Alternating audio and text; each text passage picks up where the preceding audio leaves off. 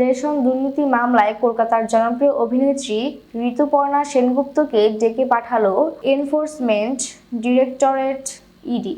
2019 সালে অর্থলগ্নি সংস্থা রোজ ভ্যালির আর্থিক নয়-ছয়ের মামলায় জিজ্ঞাসাবাদের প্রায় 5 বছর পরে আবার অন্য মামলায় ইডি তলব করল তাকে। বৃহস্পতিবার ইডি সূত্রে জানা গিয়েছে, 5 জুন তাকে ইডির দফতরে ডেকে পাঠানো হয়েছে। আনন্দবাজার সূত্রে জানা যাচ্ছে, ঋতুপর্ণা বর্তমানে আমেরিকায় আছেন। বুধবার ইমেইলে তাকে তলব করা হয়েছে। রেশন দুর্নীতিতে গ্রেফতার এক অভিযুক্তের সঙ্গে টলিউড অভিনেত্রীর প্রায় 1 কোটি টাকা নগদ লেনদেনের হদিশ মিলেছে তদন্তে। তার কারণ এবং সেই অর্থের গন্তব্য জানতেই ঋতুপর্ণাকে ডেকে পাঠানো হয়েছে। ঋতুপর্ণা সেনগুপ্ত এখন আছেন মায়ামিতে।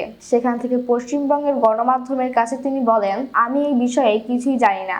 রেশন দুর্নীতি কি সে সম্পর্কে আমার কোনো ধারণা নেই। আচমকাই এই খবর পেলাম। আমার কলকাতার বাড়িতেও কোনো চিঠি আসেনি। অভিনেত্রী আরও জানান, জ্যোতিপ্রিয় মল্লিকের সঙ্গে তার 2-1টি অনুষ্ঠানে সাক্ষাৎ বিনিময় ছাড়া আর কোনোদিন কিছুই হয়নি। তিনি বললেন, সামনে নতুন ছবি আসছে, তার মাঝে এই খবর। আমার সম্মানহানি হলো। একজন অভিনেত্রী যিনি সারা জীবন পরিশ্রম করে চলেছেন, তার সম্পর্কে হঠাৎ এমন বলে দেওয়া কিন্তু অন্যায়। ঋতুপর্ণা নিশ্চিত তার বিরুদ্ধে ষড়যন্ত্র করা হচ্ছে, কিন্তু ইডির ডাকে যাবেন কি প্রশ্ন শুনে বললেন, আইনজীবীর সঙ্গে পরামর্শ করে সিদ্ধান্ত নেব।